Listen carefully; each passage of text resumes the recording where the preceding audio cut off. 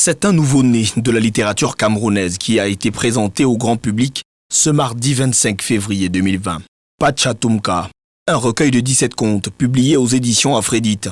En combinant réalité et fiction, ces contes abordent des questions qui gravitent autour de la politique, de l'économie, de la religion et de la culture. C'est un ouvrage très complet qui ne s'est pas confiné dans un seul sous-genre. Il navigue et va de genre en genre ou de sous-genre en sous-genre. On a là des chantes fables, on a des contes anecdotiques, philosophiques, historiques.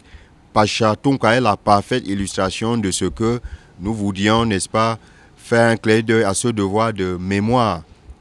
Et Pachatoumka, qui veut dire littéralement en Bamoun, celui qui atteste de sa richesse ou celui qui est riche. Ce recueil de contes apparaît comme un sésame au regard des traditions, valeurs et habitudes africaines qui tendent à disparaître pour laisser place à la modernité. Marqué à chaque fois par des proverbes et des leçons, l'auteur se donne pour objectif de dépeindre tous les maux qui minent la société africaine et camerounaise en particulier. Ce livre invite nos jeunes gens à être plus patriotes, à, n'est-ce pas, à développer des vertus, des vertus qui ont trait à la tolérance, à la patience, à l'amour et au vivre ensemble. Le dernier conte qui est inscrit là fait référence au vivre ensemble. Et c'est pourquoi j'ai d'abord fait précéder tous ces contes d'une lettre. Ce style épistolaire qui vient planter le décor pour dire que les grands groupes de ce pays, il y a deux grands groupes dans ce pays qui s'affrontent et ces deux grands groupes qui honorent ce pays, qu'ils arrêtent. Et pour qu'ils arrêtent, nous avons proposé les épinards.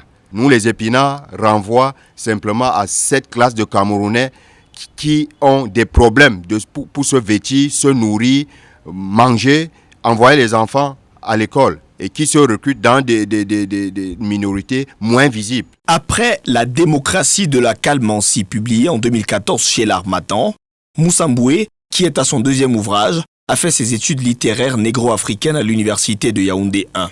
Lui qui a fait ses humanités dans son Noun natal, à l'ouest du Cameroun, est longtemps resté fidèle au système de royauté et a depuis des dizaines d'années su domestiquer des savoirs très riches et féconds qui résistent à l'usure du temps.